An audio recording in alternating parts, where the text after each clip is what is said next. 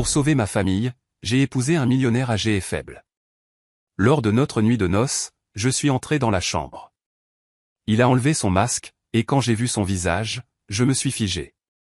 C'était Esha et se tenait près de la fenêtre de son petit appartement à Atlanta, en Géorgie, contemplant le ciel gris qui semblait refléter sa tourmente intérieure.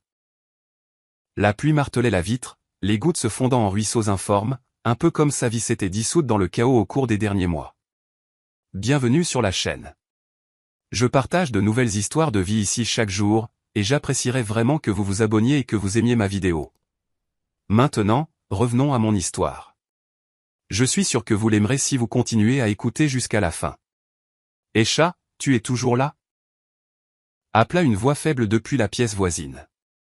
La jeune femme de 23 ans soupira et ajusta une mèche rebelle de ses cheveux sombres. Elle avait appris depuis longtemps à cacher ses vraies émotions derrière un sourire. Mais aujourd'hui, même ce masque familier menaçait de s'effriter. « Oui, maman, j'arrive », répondit-elle, essayant de paraître joyeuse. La chambre de sa mère sentait le médicament et l'air vicié. Lena était allongée dans son lit, son visage autrefois plein maintenant creusé, ses yeux ternes de douleur et d'épuisement constant.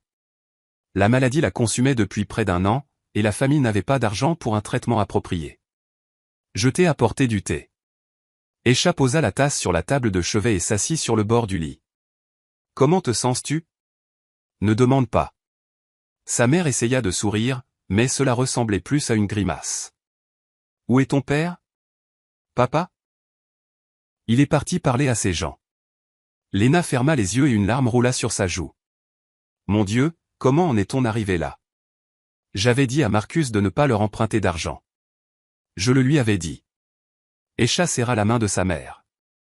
Elle se souvenait de ce jour, il y a 3 mois, où son père était rentré à la maison avec une liasse de billets, de l'argent pour l'opération de sa mère, qu'il ne pouvait pas se permettre. Cela avait semblé être un salut à l'époque, mais les usuriers n'étaient pas du genre à pardonner une dette. La porte de l'appartement s'ouvrit brusquement dans un fracas, faisant sursauter les 2 femmes. Marcus entra en titubant dans la pièce, et Esha sut immédiatement que la conversation ne s'était pas bien passée. Le visage de son père était cendré, ses mains tremblaient. « Papa, qu'est-ce qu'ils ont dit ?» L'homme s'effondra sur une chaise et enfouit son visage dans ses mains. Le silence tomba pendant quelques instants, seulement rompu par le tic-tac de la vieille horloge murale. « Nous avons 1 semaine, dit-il finalement, la voix rauque. 1 semaine pour rembourser la dette. Sinon. Sinon quoi, murmura Esha, bien que son cœur lui dise déjà que la nouvelle serait terrible. Ils prendront l'appartement. Et ce n'est même pas le pire.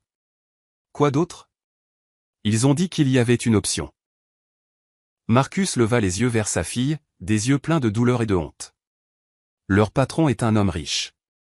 Il t'a vu une fois quand il est venu ici, et il est prêt à effacer toute la dette si tu acceptes de l'épouser. Esha sentit le sol se dérober sous ses pieds.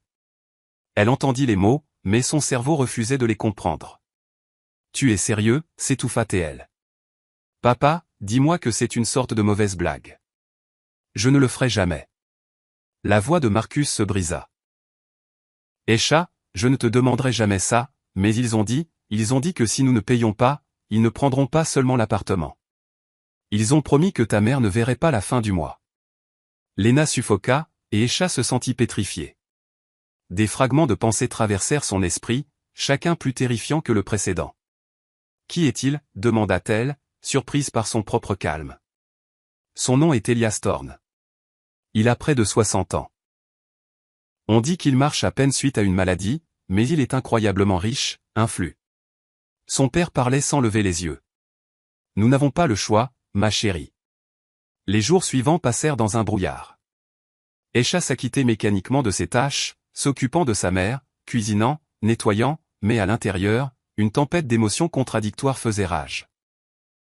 La colère contre la folie de son père, la pitié pour sa mère, la peur de l'avenir inconnu, et le pire de tout, un sentiment de culpabilité car au fond, elle reprochait à ses parents sa situation. Le 3e jour, un homme envoyé par Elias Thorne arriva.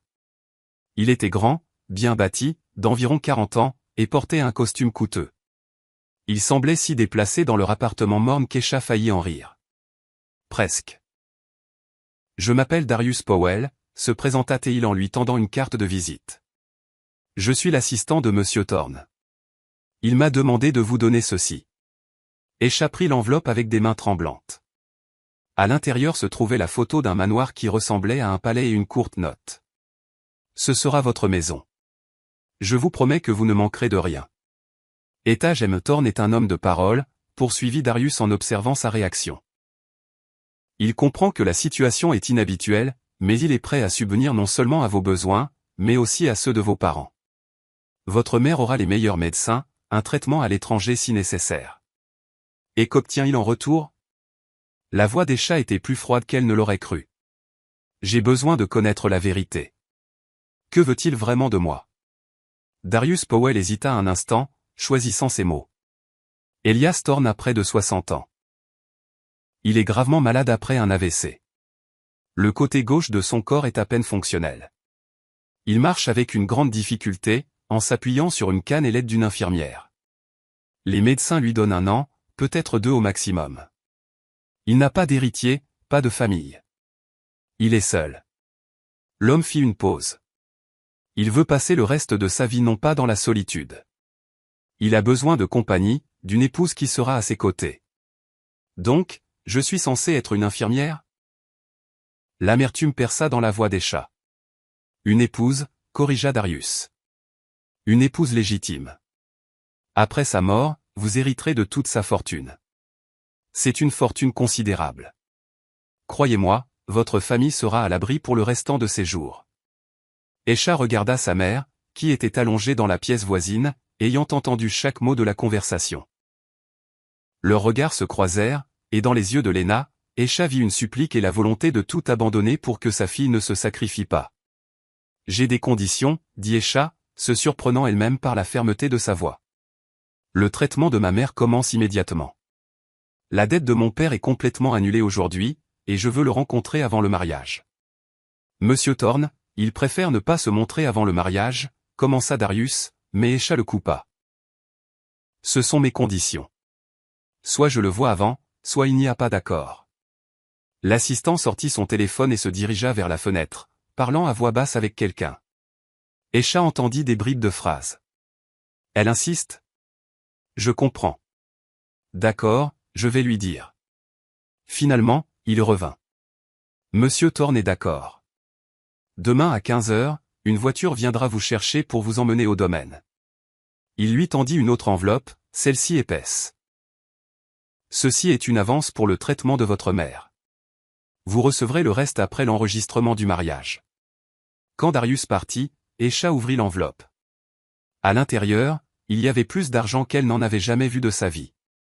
Son père, qui regardait par-dessus son épaule, devint pâle. Mon Dieu, Aisha, peut-être qu'on ne devrait pas. On trouvera une solution. Non, papa, dit la jeune fille fermement. On ne trouvera pas de solution. Nous n'avons plus d'option. Demain, j'irai voir cet homme et ensuite je déciderai. Aisha ne put dormir cette nuit-là. Elle resta allongée, les yeux fixés sur le plafond, pensant à la rapidité avec laquelle la vie pouvait changer. Il y a à peine 1 mois, elle était une fille ordinaire avec des rêves ordinaires, trouver un bon travail, rencontrer quelqu'un de bien, fonder une famille. Maintenant, elle se préparait à se vendre pour sauver ses parents. Une berline noire arriva exactement à 15 heures. Aisha avait mis sa plus belle robe, une simple robe bordeaux foncé qu'elle gardait pour les occasions spéciales. L'ironie de la situation ne lui échappa pas. Elle se faisait belle pour rencontrer l'homme qui l'avait essentiellement acheté. Sa mère pleura en la voyant partir, tandis que son père se tenait à l'écart, incapable de croiser son regard. Aisha serra Lena dans ses bras et murmura, « Tout ira bien, maman. Je te le promets. » C'était un mensonge, et elles le savaient toutes les deux. Le trajet jusqu'au domaine dura environ 1 heure. La voiture sortit des limites de la ville, serpentant le long de routes étroites entre champs et bosquets jusqu'à ce qu'elle franchisse de hautes grilles aux fioritures dorées. Derrière les grilles, le terrain s'ouvrait sur ce qui ressemblait plus à un parc qu'à un jardin, avec des pelouses parfaitement entretenues, des fontaines et des allées de vieux arbres. Et au centre de toute cette splendeur se dressait le manoir, un bâtiment de 3 étages avec des colonnes et des balcons qui lui coupa le souffle. Darius Powell l'accueillit à l'entrée. « Bienvenue, dit-il avec un étrange sourire. Monsieur Thorne vous attend dans la bibliothèque. Veuillez me suivre. À l'intérieur, le manoir était encore plus impressionnant. Sol en marbre, lustre en cristal, peinture dans des cadres dorés sur les murs. Esha avait l'impression d'être entré dans un musée. Leurs pas résonnaient dans les vastes couloirs. La bibliothèque se trouvait au 2e étage. Darius ouvrit la porte massive en chêne et s'écarta, laissant Esha entrer la première. La pièce était immense, les murs tapissés de livres du sol au plafond. Près de la fenêtre, assis dans un fauteuil dos à la porte, se trouvait un homme. Esha ne pouvait voir que sa silhouette, de larges épaules et des cheveux gris. M. Thorne, votre invité, annonça l'assistant avant de partir, refermant la porte derrière lui. Un silence lourd et oppressant s'installa. L'homme ne se retourna pas et Esha ne savait que faire. S'approcher ou attendre. Finalement, elle fit quelques pas en avant. Bonjour. Sa voix était plus basse qu'elle ne l'avait prévu. Approchez. Une voix profonde ordonna. Je veux vous voir.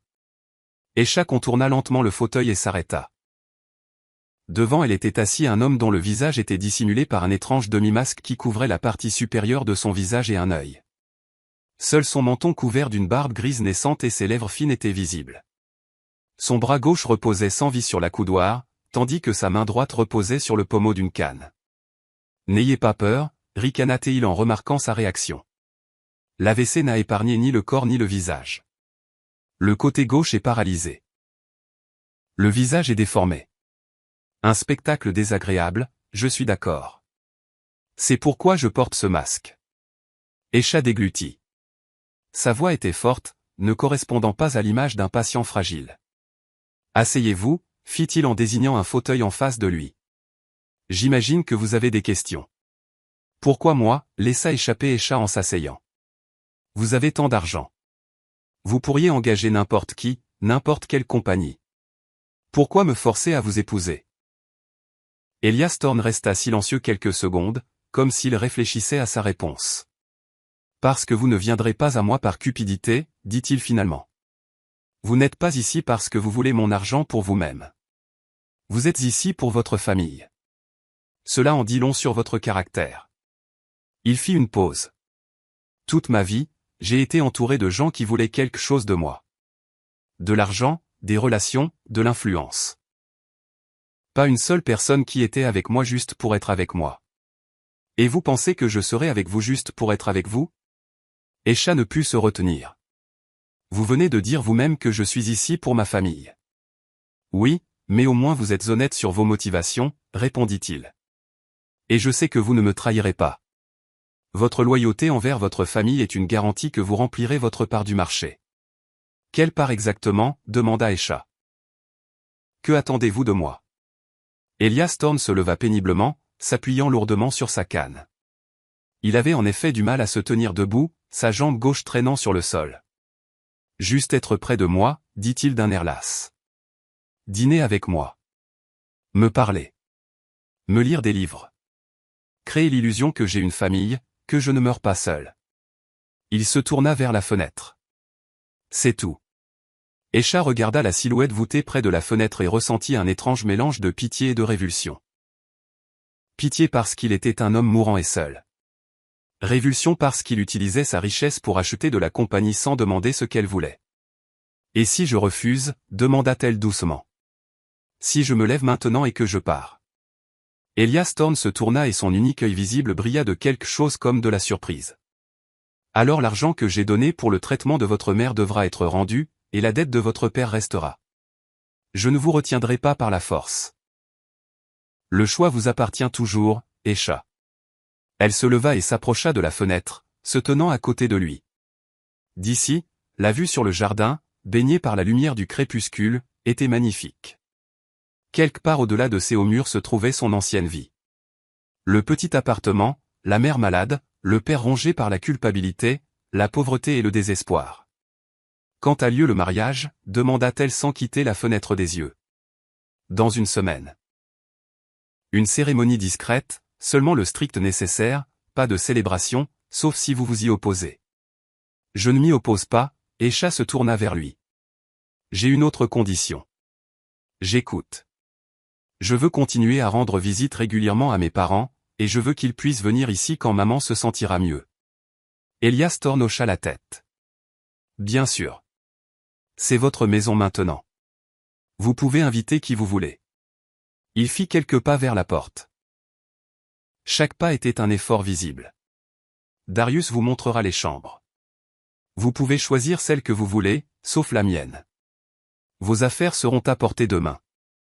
Attendez. Esha l'arrêta. Je n'ai pas encore donné mon accord final. L'homme se retourna et ses lèvres esquissèrent un semblant de sourire. Mais vous avez déjà pris votre décision.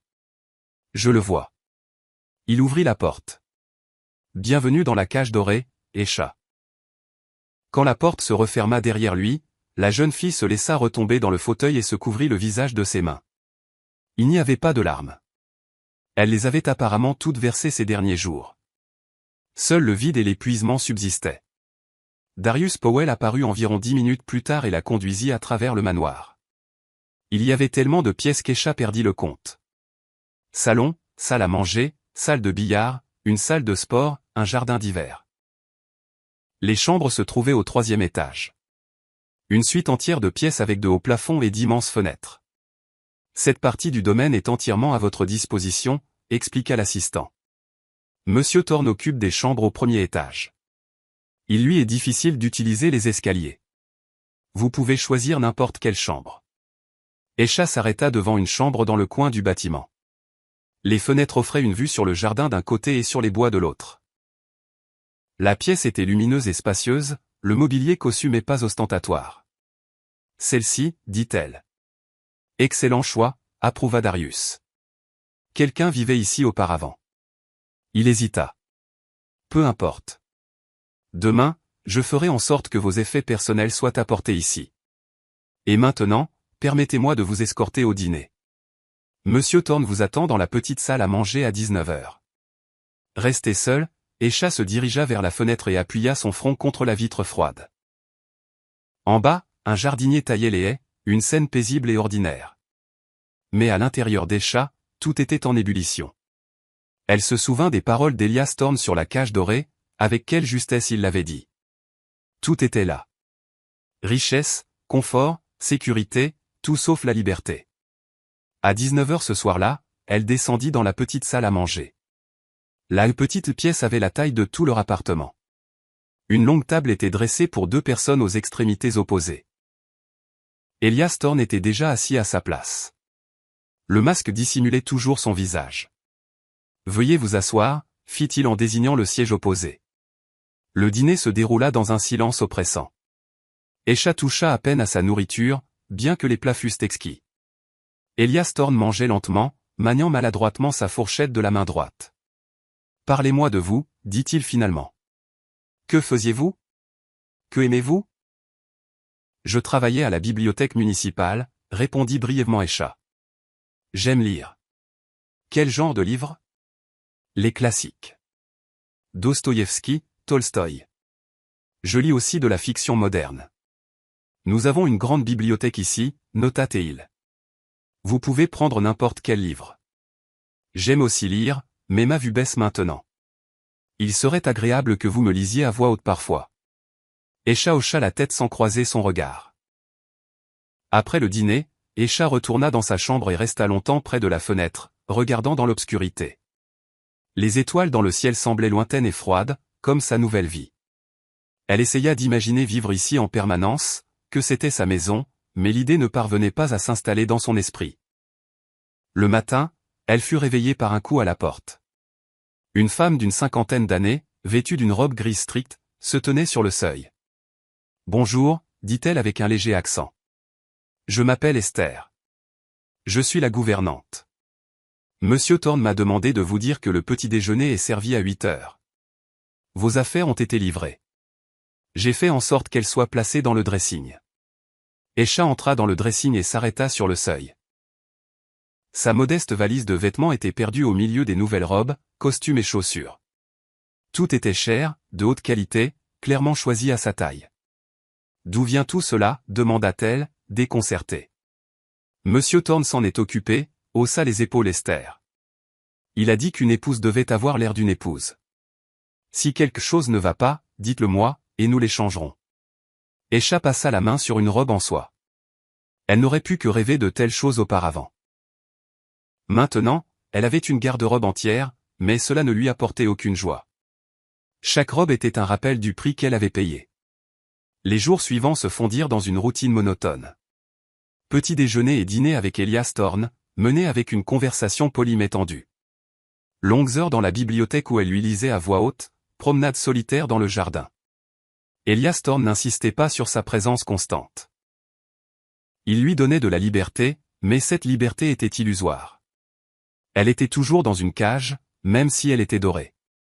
Elle fut surprise qu'Elias n'ait jamais tenté de se rapprocher physiquement d'elle. Il maintenait sa distance, toujours poli et correct.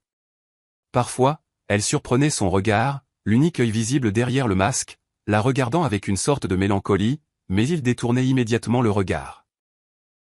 Le 4e soir, alors qu'Esha lui lisait une nouvelle de Tchekhov, il l'interrompit soudainement. « Êtes-vous malheureuse ici ?» Ce n'était pas une question. Esha ferma le livre et le regarda. « À quoi vous attendiez-vous ? Que je sois aux anges ? » Non. Il soupira lourdement.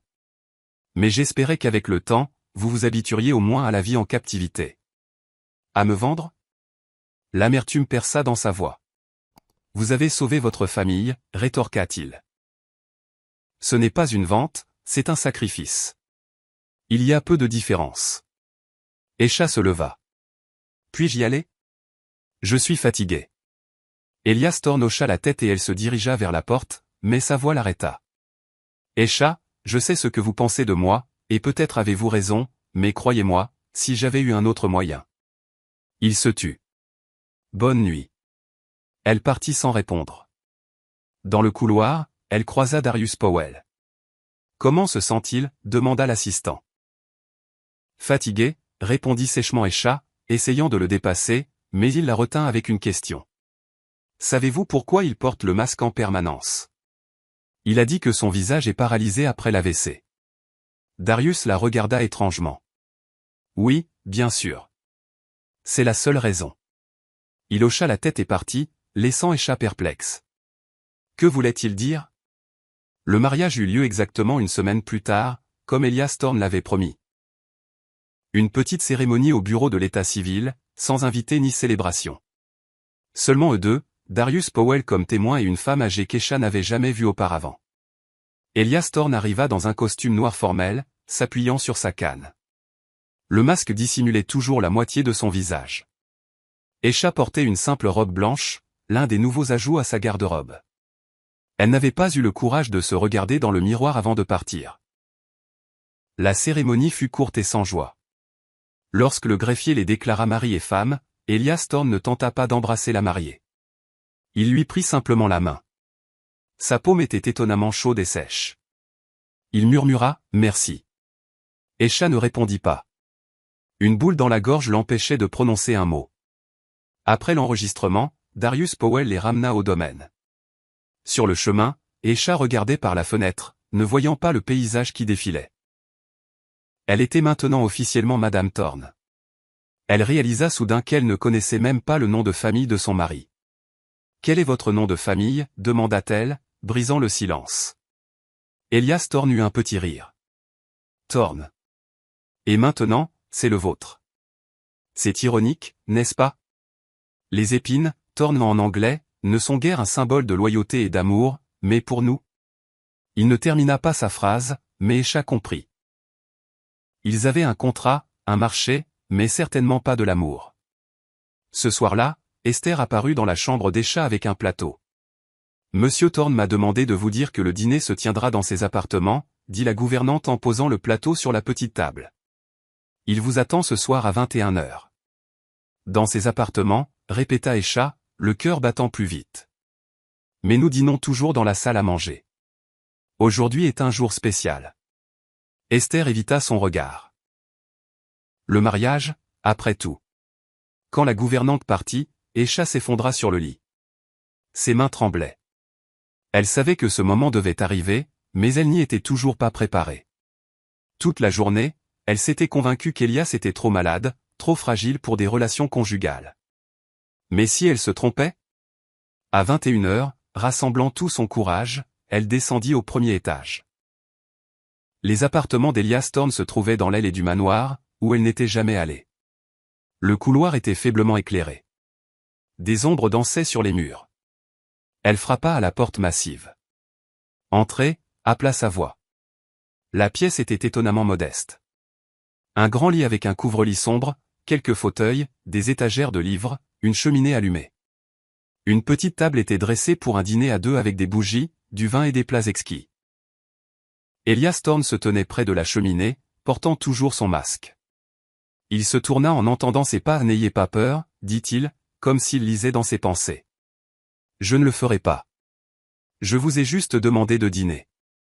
Traditionnellement, un couple passe sa première nuit ensemble, mais je comprends que ce serait trop pour vous. » Aisha sentit une vague de soulagement immédiatement remplacée par la honte. Elle s'assit à table, évitant son regard. « Je voulais parler des règles de notre vie commune, » poursuivit Elias Thorne en s'asseyant en face d'elle. « Vous êtes libre de faire ce que vous voulez. Rencontrer des amis, voyager où vous le souhaitez. L'argent est à votre disposition. Je n'ai aucune intention de vous contrôler. Alors pourquoi tout ça ?» laissa échapper Aisha. « Si vous n'avez pas besoin d'une vraie femme, pourquoi le mariage ?» Elias Thorne versa du vin dans 2 verres. « J'ai besoin de compagnie, dit-il simplement. Quelqu'un qui sera ici, dans cette maison. Quelqu'un à qui je peux parler le soir. Quelqu'un qui sera là quand la fin viendra. » Il se tut, fixant la cheminée. Vous ne pouvez pas imaginer à quel point il est terrifiant de mourir seul. Il y avait une telle tristesse dans sa voix qu'Aisha ressentit une pointe de pitié inattendue. « Parlez-moi de vous, demanda-t-elle. Qui êtes-vous? D'où vient l'argent? Pourquoi êtes-vous seul? » Elias Thorne resta silencieux un long moment, puis sirota son vin. « Une longue et triste histoire. Je suis sûr que vous ne voulez pas l'entendre. »« Si, » insista Aisha. « Si nous sommes mari et femme maintenant, je devrais au moins savoir avec qui je vis sous le même toit. » Elias Thorne se pencha en arrière dans son fauteuil. Ses doigts se crispèrent sur le verre. Le feu dans la cheminée projetait des ombres étranges sur sa silhouette, le faisant ressembler à un fantôme du passé. « Je suis né dans une famille pauvre, » commença-t-il. « Mon père buvait. Ma mère travaillait à 2 emplois pour nous nourrir, mon frère et moi. J'ai compris dès l'enfance que si je voulais réussir quelque chose, je devrais me battre. J'ai étudié dur, je suis allé à l'université, j'ai travaillé partout où je pouvais. » Il fit une pause. Et puis est arrivé le grand boom. Le chaos, les opportunités, les risques. J'ai pris un risque, j'ai contracté un prêt, j'ai lancé une petite entreprise. J'ai eu de la chance. L'entreprise a décollé. Puis une autre, et une autre. Après 10 ans, j'étais riche. Après 20, très riche. Et étiez-vous seul tout ce temps, demanda Aisha. Non. L'amertume entra dans sa voix. J'étais marié. Céleste. Elle était belle, intelligente. Je pensais que je l'aimais. Nous nous sommes mariés quand j'avais 35 ans. Nous avons eu une fille. Aisha tressaillit. Une fille. Donc, il avait une famille. Que s'est-il passé, demanda-t-elle doucement. J'étais trop occupé par les affaires. Elias Thorne regarda le feu s'ensiller. Voyage constant, réunion, contrat. Je pensais que je subvenais à leurs besoins, que je leur donnais le meilleur, mais en réalité, j'étais juste absent. Céleste se sentait seule.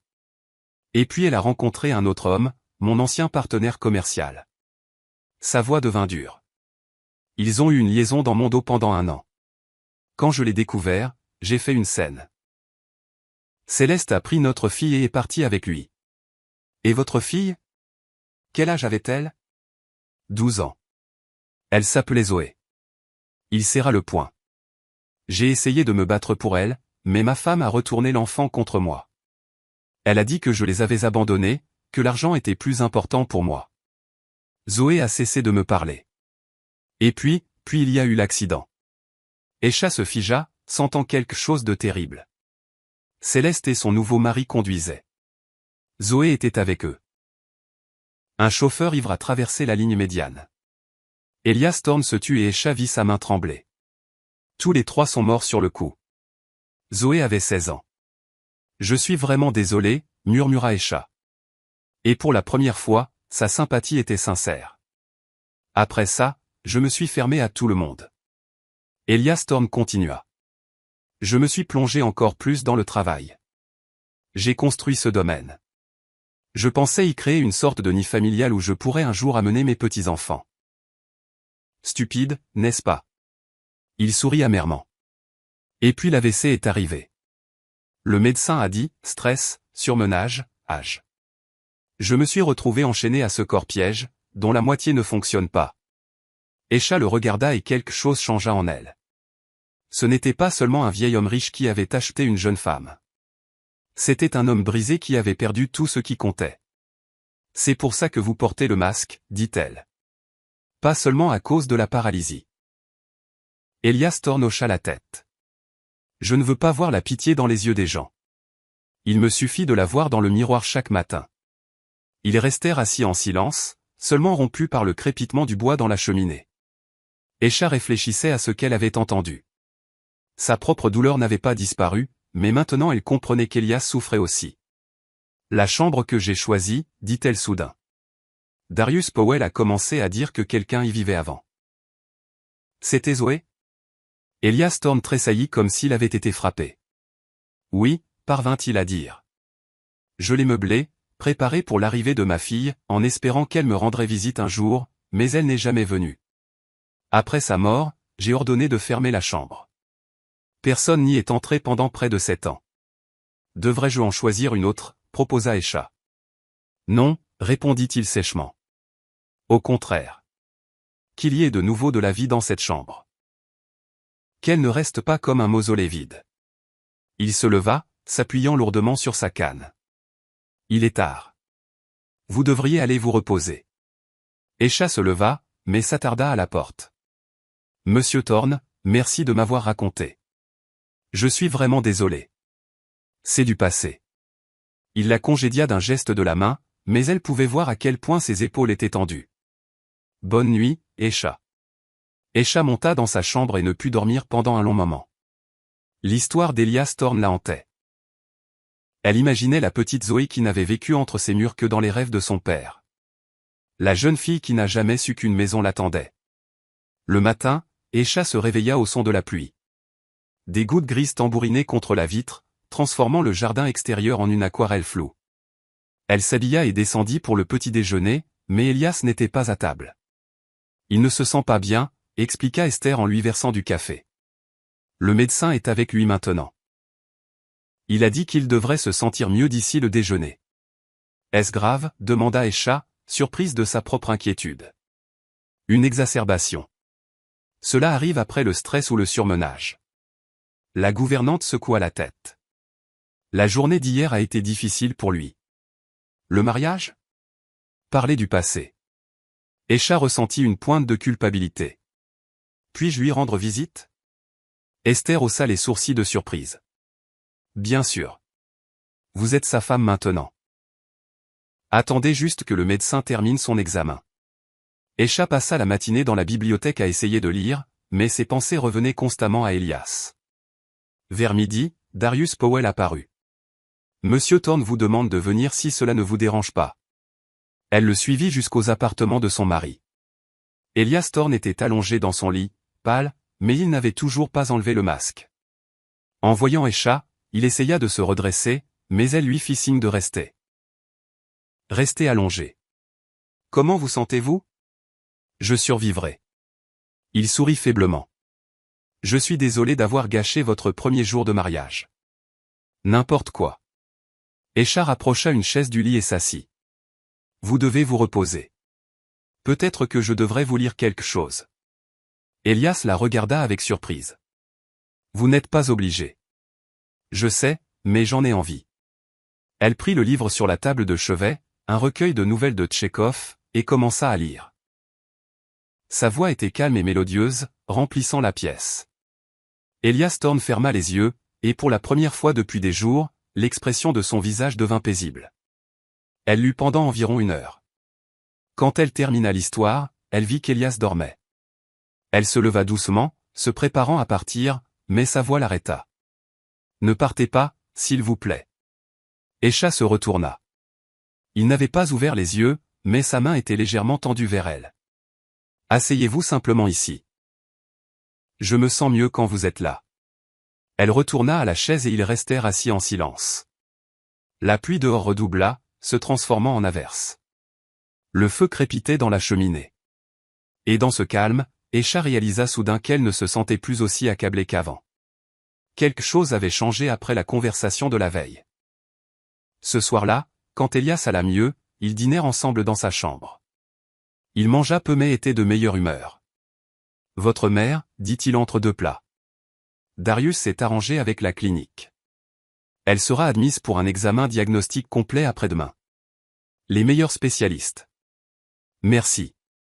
Esha sentit les larmes lui monter aux yeux. Vous ne pouvez pas imaginer à quel point cela compte pour moi. Je peux imaginer. Il prit un verre d'eau. La famille est la chose la plus précieuse. Je l'ai réalisé trop tard. Mais vous avez encore le temps. Vous avez toute la vie devant vous. Vous aussi, rétorqua Esha. Les médecins peuvent se tromper. Elias Thorne sourit tristement. Ma chère, je m'y suis déjà fait, mais je suis reconnaissant au destin de vous avoir envoyé à moi, ne serait-ce qu'à la fin. Ils restèrent éveillés tard ensemble, parlant de tout et de rien. Elias partagea des histoires de sa jeunesse, et Esha parla de la bibliothèque où elle travaillait et des livres qu'elle aimait. Et à chaque minute qui passait, le mur entre eux s'amincissait. Quand Esha retourna dans sa chambre, il était plus de minuit. Elle s'allongea dans son lit et ferma les yeux, mais le sommeil ne venait pas. La voix d'Elias Thorne résonnait dans sa tête. « Je me sens mieux quand vous êtes là. » Une phrase si simple, mais si pleine de solitude. Puis elle entendit un cri. Esha bondit de son lit et, sans hésiter, se précipita en bas des escaliers. Le cri venait des appartements d'Elias, désespéré, plein de douleur. Elle ouvrit la porte en grand et se figea sur le seuil. Elias Thorne était allongé sur le sol près du lit, recroquevillé de douleur. Le masque avait glissé sur le côté, révélant une partie de son visage. Sa canne renversée gisait à côté de lui. Monsieur Thorne, Esha se précipita vers lui. Que s'est-il passé? Je suis tombé, força-t-il à travers ses dents serrées. J'ai essayé d'aller à la salle de bain. Ma jambe a lâché. Ne bougez pas. Elle attrapa le téléphone qu'elle vit sur la table de chevet et composa le numéro enregistré sous le nom de Darius. L'assistant répondit après la troisième sonnerie, la voix ensommeillée. Venez immédiatement et appelez un médecin. Monsieur Thorne est tombé. Pendant qu'ils attendaient, Esha l'aida prudemment à s'asseoir, adossant son dos contre le lit. Elias Thorne respirait lourdement, le visage contracté par la douleur. Le masque pendait maintenant à son cordon, exposant entièrement son visage. Esha le vit complètement pour la première fois. Le côté gauche était en effet paralysé, la paupière tombante, le coin de la bouche figé dans une position anormale. Mais ce n'est pas ce qui lui coupa le souffle. Même à travers les traces de la maladie, à travers les cheveux gris et les rides, elle vit des traits qui lui semblaient vaguement familiers, quelque chose dans la forme de ses pommettes, la ligne de sa mâchoire, la position de ses yeux. Ne regardez pas. Elias Thorne essaya de tourner la tête, mais Esha l'arrêta doucement. Ce n'est rien. Vous savez que je ne suis pas sensible. Elle prit une serviette sur le fauteuil et essuya soigneusement la sueur de son front. Où avez-vous le plus mal? Ma jambe. Je pense que je me suis tordu la cheville. 10 minutes plus tard, Darius Powell se précipita, suivi du médecin, un homme âgé aux tempes grises et aux yeux fatigués. Pendant que le médecin examinait Elias, Esha se tenait à l'écart, mais n'avait aucune intention de partir. Une entorse, confirma le médecin. Une grave contusion. Nous devons l'immobiliser. Plusieurs jours de repos au lit sont essentiels. Je me débrouillerai, commença Elias. Mais le médecin l'interrompit. Vous avez besoin d'aide. D'une aide constante. Vous ne pouvez pas être seul, monsieur Thorne. Dans votre état, toute chute pourrait avoir des conséquences bien pires. Il m'a moi, dit Esha, se surprenant elle-même. Je m'occuperai de lui. Les trois hommes, Elias, le médecin et Darius, la dévisagèrent. Esha, vous n'êtes pas obligé, commença Elias, mais elle leva la main.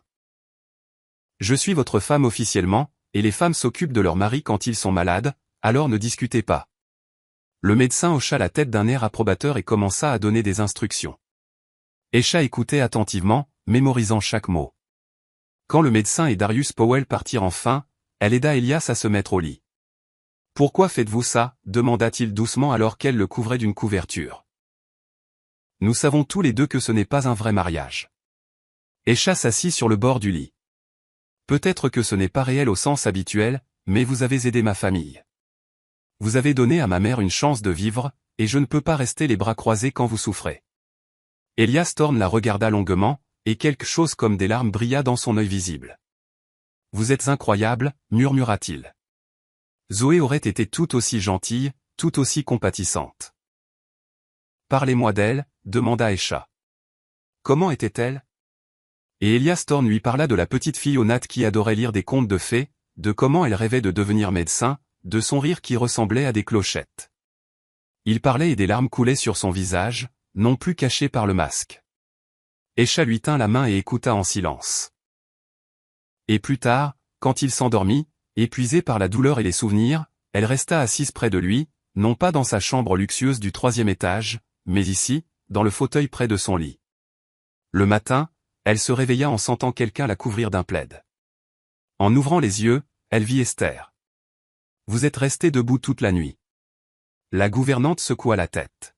« Allez vous laver et vous changer. Je vais m'asseoir avec lui. » Mais dès qu'Aisha se leva, Elias ouvrit les yeux. « Vous êtes là. » Un son de soulagement était dans sa voix. « Je suis là. » Elle hocha la tête. « Et je ne vais nulle part. » Les jours suivants furent difficiles. Aisha ne quittait guère Elias, l'aidant pour tout. Elle lui lisait des livres, lui apportait ses repas, l'aidait à se déplacer, et chaque jour, leur lien se renforçait. Une semaine s'écoula depuis la chute d'Elias. Aisha s'était habituée à la nouvelle routine. Elle passait la plupart de son temps avec lui, et cela ne ressemblait plus à une obligation. Elias s'avéra être un causeur étonnamment intéressant. Il avait beaucoup voyagé, connaissait plusieurs langues et comprenait l'art et la littérature. Derrière son masque de millionnaire bourru se cachait un homme très instruit et sensible. Ce jour-là, Aisha devait rendre visite à sa mère à la clinique. L'examen avait montré que l'opération était possible, et elle était prévue pour la semaine suivante. Sa mère avait meilleure mine. L'espoir faisait des merveilles. « Comment va-t-il » demanda Lena et quand elles furent seules. « Ton mari » Aisha réfléchit à la question. « Il n'est pas celui que j'imaginais. C'est un homme bien, maman. Juste très seul et malheureux. »« L'aimes-tu » demanda doucement sa mère. « Non » répondit trop vite Aisha. « Je veux dire, je ne sais pas. Ce n'est pas de l'amour au sens habituel, mais je ne suis pas indifférente à ce qui lui arrive, et il ne m'est plus difficile d'être près de lui. » Lena lui prit la main. « Tu sais, Aisha, l'amour se présente de différentes manières. Il ne frappe pas toujours comme la foudre, comme dans les romans. Parfois, il grandit lentement, à partir des soins, de la compréhension. Peut-être que ce que tu ressens est le début de quelque chose de réel. » En rentrant au domaine ce soir-là, Aisha trouva une agitation inhabituelle. Une voiture inconnue était garée à l'entrée, et dans le hall, elle tomba sur un homme grand d'une 50aine d'années portant un costume coûteux. « Et vous devez être la nouvelle femme d'Elias » dit-il avec un sourire désagréable. « Eh bien, je dois le reconnaître à mon frère. Il a toujours eu un excellent goût. » Aisha s'arrêta net. « Frère ? Excusez-moi, je ne me suis pas présenté. » L'homme tendit la main. « Silas Thorne, le frère cadet d'Elias, bien que je préfère dire le moins chanceux. » Une envie mal dissimulée se lisait dans sa voix. Aisha serra froidement la main tendue. « Monsieur Thorne n'a pas mentionné que vous veniez. » Il ne le savait pas. Silas Thorne eut un petit rire. « J'ai décidé de rendre visite à mon frère. J'ai appris son mariage hâtif et j'ai pensé que je devais le féliciter. Où est-il, d'ailleurs ? Dans ses appartements. Mais il ne faut pas le déranger. Il est récemment tombé. » Je sais, interrompit Silas. Darius m'a tout dit. Son corps le lâche complètement maintenant, hein. Il la dépassa en direction des escaliers. Ne vous inquiétez pas. Je ne le fatiguerai pas. Aisha voulut l'arrêter, mais à ce moment-là, la voix d'Elias appela de sa chambre. Laisse-le entrer, Escha. Il ne se reposera pas sinon. Silas Thorne entra dans la chambre de son frère, et Escha resta dans le couloir, mais la porte ne se ferma pas complètement. Elle entendit involontairement la conversation. Eh bien, mon frère. La voix de Silas était moqueuse. Totalement décrépit. Où est-ce une autre de tes comédies? Que veux-tu, Silas? La voix d'Elias était lasse. Un parent ne peut-il pas simplement rendre visite? J'ai appris que tu avais épousé une fille assez jeune pour être ta petite fille. Tu t'es acheté une infirmière. Surveille ton langage. Et qu'est-ce qui ne va pas? Nous connaissons tous les deux la vérité. Tu l'as payé comme un bien. Tout comme tu as tout acheté dans ta vie, les affaires, les relations, même ta première femme. Céleste ne m'a pas épousé pour l'argent, rétorqua Elias. Mais l'incertitude se lisait dans sa voix. Continue de te le dire, mais nous savons tous les deux qu'elle ne t'aimait pas. Et tu sais ce qui est drôle? Zoé non plus. Ta fille te détestait, Elias. Elle me l'a dit. Le silence tomba. Escha porta la main à sa bouche pour ne pas crier. Tu as vu Zoé? La voix d'Elias tremblait. Bien sûr. Céleste m'a appelé après votre rupture. Nous nous sommes rencontrés. Elle voulait des conseils sur la façon de te gérer, et Zoé était avec elle. Adorable fille. Dommage qu'elle soit morte. Il n'y avait pas une once de regret dans la voix de Silas. Mais tu sais quoi? Elle m'a demandé pourquoi son père était si froid, pourquoi tu n'étais jamais là pour elle. Elle a pleuré, Elias. Ta fille a pleuré à cause de toi. Sors, murmura Elias. S'il te plaît, sors. Une dernière question, mon frère. As-tu déjà changé ton testament en faveur de ta jeune femme? Il fit une pause. Ou ne sait-elle toujours pas que l'héritage qui lui a été promis doit encore être formellement arrangé? Je me demande ce qui se passerait si tu n'arrivais pas à le faire. L'Ancien Testament à mon nom est toujours valide. Escha se figea. Le testament. Il n'avait pas encore été changé. Je prévois de le réécrire cette semaine, dit Elias.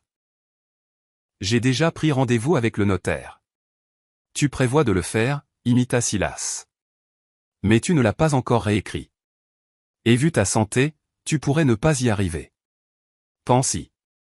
Et comment ta douce petite femme pourrait perdre son temps avec un vieil homme mourant? Il sortit de la chambre et tomba nez à nez avec Escha dans le couloir. Il eut un sourire narquois. Vous écoutiez? Ce n'est pas grave. Maintenant vous connaissez la vérité. Mon conseil, pressez-le avec le testament ou vous pourriez vous retrouver sans rien. Escha regarda Silas s'éloigner, sentant tout se bousculer en elle. Les paroles de son frère résonnaient dans sa tête. Pressez-le avec le testament, vous pourriez vous retrouver sans rien. Elle entra lentement dans les appartements d'Elias. Il était assis sur le lit, le dos tourné à la porte. Ses épaules étaient affaissées. Le masque gisait sur la table de chevet.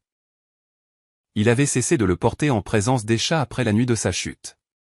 En entendant ses pas, il ne se retourna pas. Vous avez tout entendu. Ce n'était pas une question. Oui. Escha s'approcha.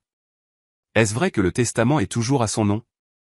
Elias Thorne soupira lourdement et se tourna enfin vers elle.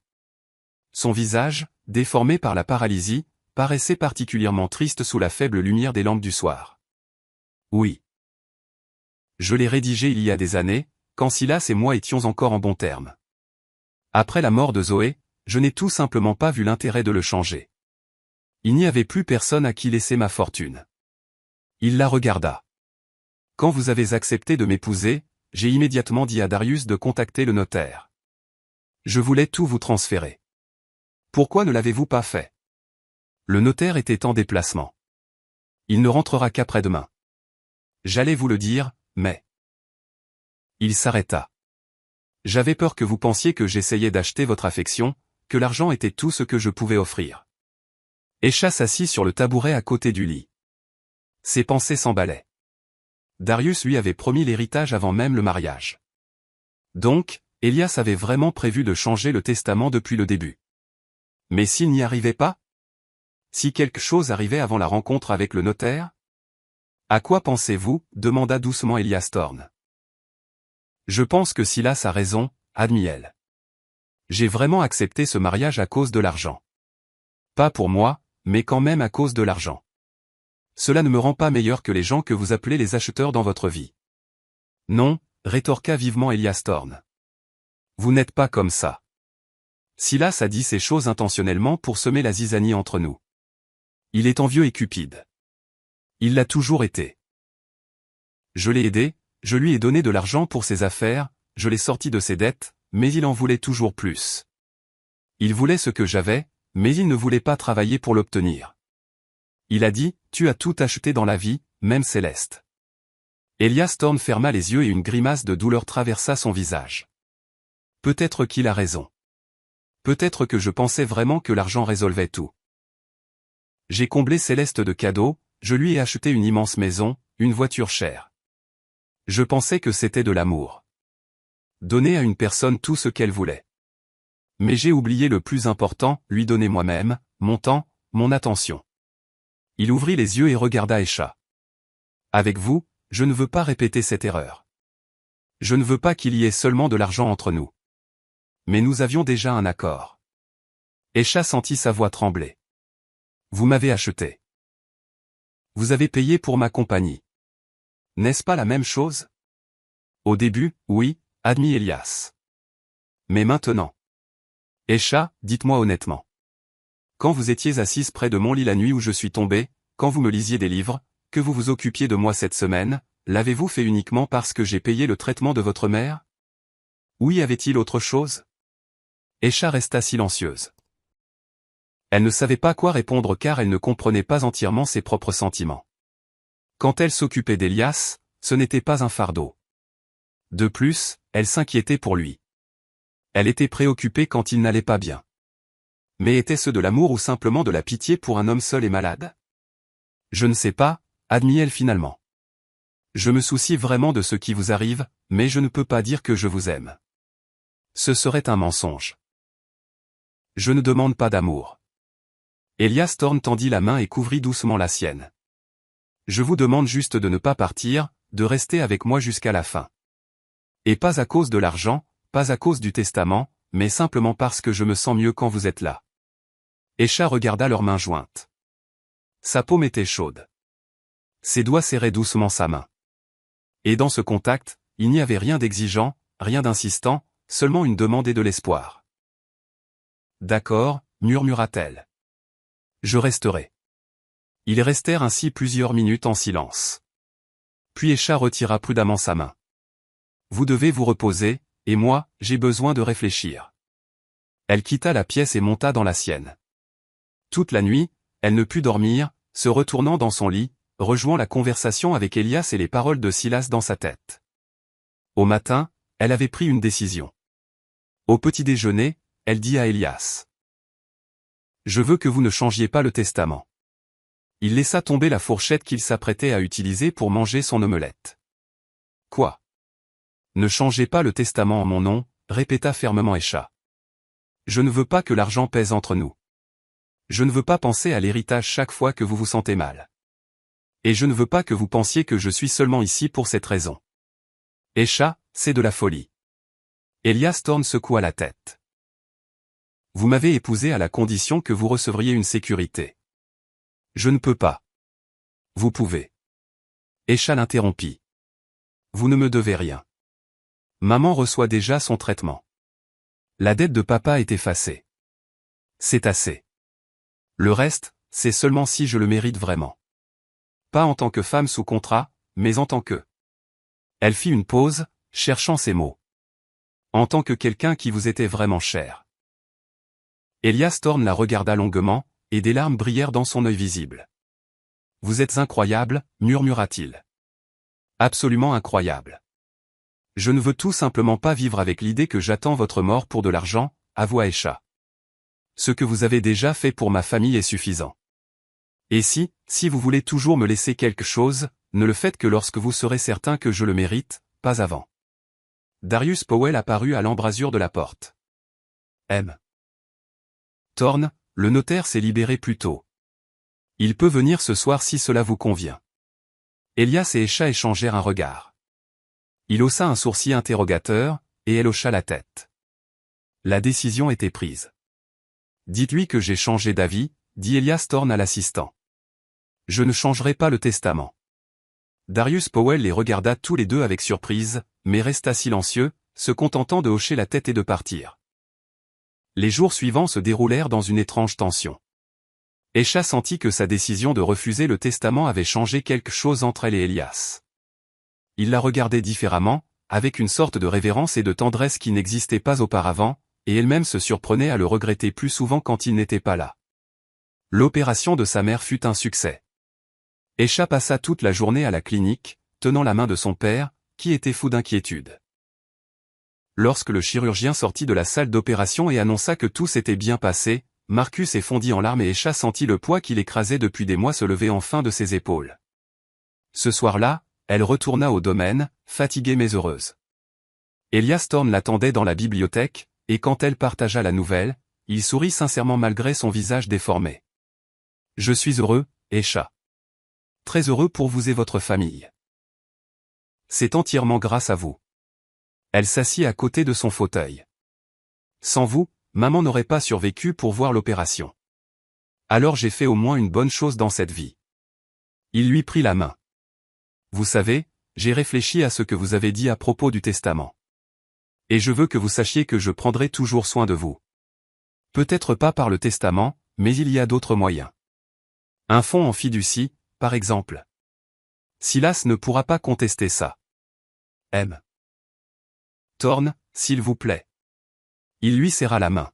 « Permettez-moi de faire cela, non pas parce que vous êtes ma femme sous contrat, mais parce que vous m'êtes devenu cher, très cher, et je ne peux pas permettre que vous vous retrouviez sans rien après ma mort, pendant que Silas nage dans l'argent. » Escha le regarda dans les yeux et y vit une telle sincérité qu'elle ne put refuser.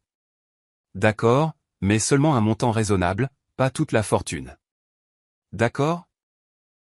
Elias Thorne soupira de soulagement. Ils restèrent assis dans la bibliothèque tard dans la soirée, parlant de livres, de la vie, de rêves. Elias parla des endroits où il était allé, des pays qu'il aurait aimé montrer à Escha si sa santé le lui permettait. Elle écoutait, imaginant ses voyages, et réalisa tristement qu'ils n'auraient jamais lieu. « À quoi pensez-vous » demanda Elias Thorne, remarquant son regard triste.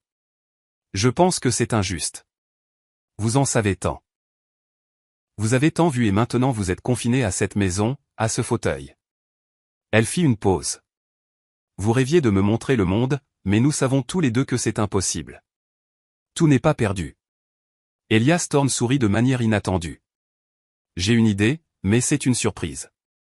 Vous le saurez demain. » Le lendemain matin, Escha se réveilla en entendant frapper à la porte.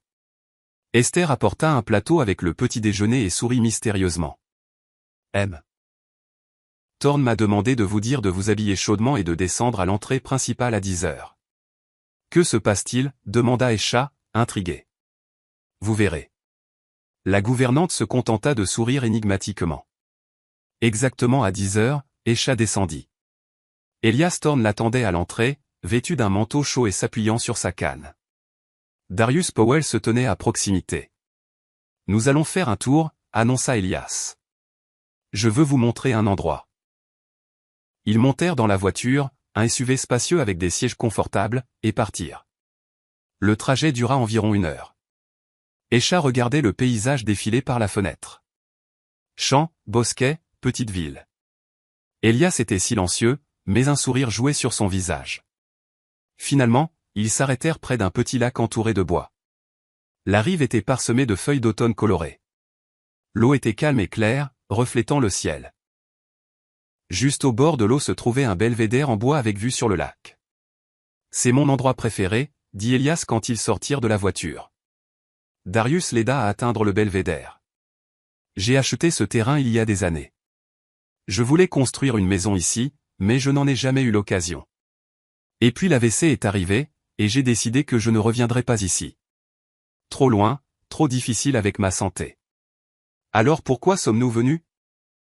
demanda Escha, s'asseyant à côté de lui sur le banc du belvédère.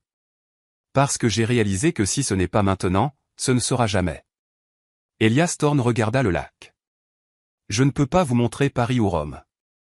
Je ne peux pas vous emmener à la montagne ou à la mer. Mais je peux partager ce qui m'est précieux. Cet endroit, cette beauté. Aisha sentit une boule dans sa gorge. Elle regarda le lac, les arbres se reflétant dans l'eau, la scène calme et paisible qui les entourait, et comprit que c'était vraiment beau, peut-être même plus beau que des sites étrangers. Merci, murmura-t-elle.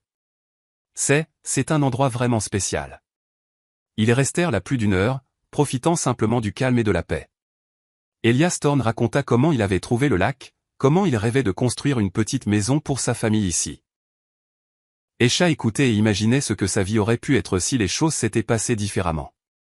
Sur le chemin du retour, Elias Thorne s'assoupit dans la voiture, reposant sa tête sur l'épaule d'Aisha. Elle resta immobile, craignant de le réveiller, et regarda son visage. Même déformé par la paralysie, il lui semblait maintenant familier.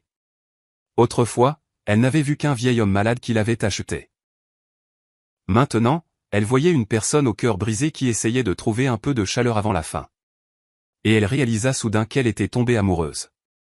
Pas passionnément, pas follement, mais tranquillement, profondément, sincèrement. La pensée la choqua et l'effraya en même temps. Elle était tombée amoureuse d'un homme mourant, un homme qui avait si peu de temps à vivre. Ce soir-là, alors qu'Elias Thorne se reposait après le voyage, Esther frappa à la porte d'Aisha. Le visage de la gouvernante était troublé. « Nous avons un problème, dit-elle doucement. J'ai surpris une conversation téléphonique de Darius Powell. Il parlait à Silas Thorne de la santé de Monsieur Thorne, du fait qu'il avait quitté la maison aujourd'hui. Silas a demandé quand cette fin pourrait arriver, et Darius a répondu « bientôt. » Très bientôt. Aisha eut froid dans le dos. Vous pensez? Je ne sais pas quoi penser. Esther secoua la tête. Mais je n'aime pas ce que j'ai entendu.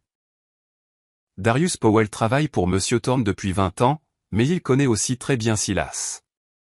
Et si le testament est toujours au nom du frère cadet? Elle ne termina pas sa phrase, mais Aisha comprit tout. Nous devons avertir Monsieur Thorne. L'avertir de quoi? La gouvernante leva les mains. Nous n'avons aucune preuve, juste des soupçons. Eta Jem Thorne fait confiance à Darius comme à lui-même. Alors je serai plus vigilante, dit Aisha avec détermination.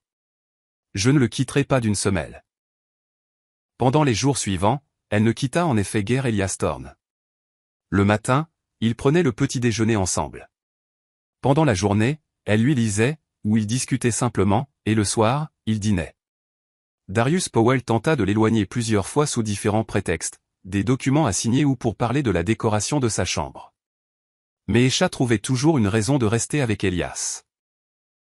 Elle vit l'assistant froncer les sourcils, vit les regards irrités qu'il lui lançait, mais il ne dit rien, n'insista pas.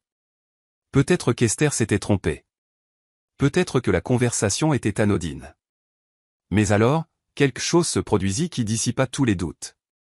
Cela arriva une semaine après le voyage au lac. Aisha vint voir Elias Thorne avec son thé du matin, comme chaque jour. Il était assis dans son fauteuil près de la fenêtre, tenant un document. Son visage était d'une pâleur mortelle. « Qu'est-ce qui ne va pas ?» demanda Aisha, alarmée. Elias Thorne lui tendit silencieusement le papier. C'était l'impression d'un virement bancaire. Une très grosse somme avait été transférée de son compte vers un compte offshore il y a 3 jours, et la signature sur le document de transfert était la sienne, celle d'Elias. « Je n'ai pas fait ça, murmura-t-il. Aisha, je n'ai pas signé ce virement. Je n'ai même jamais vu ce document. Aisha regarda la signature. Elle ressemblait en effet beaucoup à l'écriture d'Elias Thorne, qu'elle avait vue de nombreuses fois. Mais il y avait un détail, la dernière lettre du nom de famille. Elias la dessinait toujours avec une fioriture distinctive. Ici, la fioriture manquait. « C'est un faux, dit-elle. Quelqu'un a imité votre signature et volé l'argent. Darius, Alta Elias Thorne. Seul lui a accès à mes comptes. Seul lui aurait pu faire ça. » À ce moment-là, la porte s'ouvrit brusquement et Darius Powell lui-même apparut sur le seuil. Dans sa main, il tenait une arme de poing. « Quel dommage que vous ayez découvert cela si vite, Monsieur Thorne, dit-il froidement. Je comptais avoir plus de temps. » Aisha s'avança instinctivement, protégeant Elias. Son cœur battait si fort qu'elle avait l'impression qu'il allait lui sauter de la poitrine. « Darius, que fais-tu » La voix d'Elias Thorne tremblait, non de peur, mais de la douleur de la trahison. 20 ans. 20 ans que tu étais à mes côtés. 20 ans que j'étais votre ombre, cria l'assistant, le visage déformé. 20 ans que j'exécutais le moindre de vos caprices, que je souriais, que je m'inclinais. Vous ne m'avez même pas remarqué en tant que personne. J'étais juste une fonction, un outil. Et Silas Thorne, lui, m'a offert une part. De l'argent réel après votre mort. Tout ce que j'avais à faire, c'était d'aider les choses à arriver un peu plus vite. Tu voulais le tuer, murmura Escha. Je ne voulais pas. Je veux, corrigea froidement Darius. Aujourd'hui, maintenant. Un accident. Le vieil homme est tombé dans les escaliers. Personne ne prouvera rien. Et demain, Silas Thorne hérite de tout et je reçois ma part. Et moi, demanda Escha, essayant de gagner du temps. Et moi? Vous étiez un témoin. Malheureusement, vous avez essayé d'aider votre mari et vous êtes tombé aussi. Une tragédie. Elias Thorne tenta de se lever, mais Darius pointa l'arme directement sur lui. Asseyez-vous. À ce moment-là, la porte derrière Darius Powell s'ouvrit à la volée, et Esther fit irruption dans la pièce avec un lourd chandelier dans les mains. Le coup atterrit précisément sur l'arrière de sa tête. Darius grogna et s'effondra sur le sol. L'arme tomba de ses mains. J'ai entendu, haleta la gouvernante. J'ai entendu et j'ai appelé la police. Ils sont déjà en route. Escha se précipita vers Elias. Il était assis, pâle de choc. Elle le serra dans ses bras et il s'accrocha à elle comme un enfant. C'est fini, murmura-t-elle. Tout va bien. Je suis là. La police arriva 10 minutes plus tard. Darius Powell fut emmené menotté. Il s'avéra qu'Esther avait déjà contacté la banque et bloqué le virement. L'argent resta sur le compte d'Elias. Et les enregistrements des caméras de surveillance installées dans le manoir montraient Darius en train de falsifier la signature. Silas Thorne fut également arrêté. La correspondance sur le téléphone de Darius était pleine de preuves de leur conspiration. 3 mois passèrent. Escha était assise dans le même belvédère au bord du lac où il s'était rendu avec Elias. Il était assis à côté d'elle, mais sans canne. La rééducation, commencée après l'arrestation de Darius, donna des résultats inattendus. Il s'avéra que certains des symptômes étaient exacerbés par des médicaments que l'assistant lui administrait secrètement. Sans ces additifs, Elias commença à se rétablir. « À quoi penses-tu » demanda-t-il en lui prenant la main. « Au voyage étrange que nous avons dû faire. » Escha regarda son visage. La paralysie n'avait pas complètement disparu, mais elle était considérablement réduite. Il ne portait plus le masque. « Nous avons commencé comme des étrangers, liés par un contrat, termina Elias. Et maintenant nous sommes une famille. Une vraie famille, sans contrat ni condition. Tu sais ce qui est drôle. Escha sourit. Lors de notre nuit de noces, je pensais que lorsque tu enlèverais ton masque, je verrais un monstre. Mais j'ai vu une personne.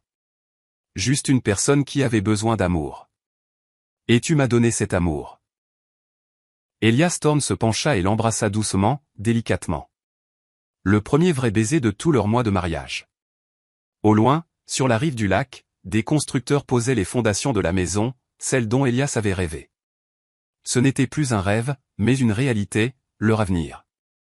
Et dans la poche de la veste d'Elias Thorne se trouvait un nouveau document, un testament qui transférait toute sa fortune à Escha. Non pas parce qu'elle était sa femme sous contrat, mais parce qu'elle lui avait sauvé la vie et, plus important encore, lui avait donné de l'amour. Je suis vraiment heureuse que vous soyez là et que j'ai pu partager mon histoire avec vous. Si vous l'avez aimé, montrez-le-moi en aimant la vidéo et en vous abonnant à ma chaîne. Voyons combien nous sommes.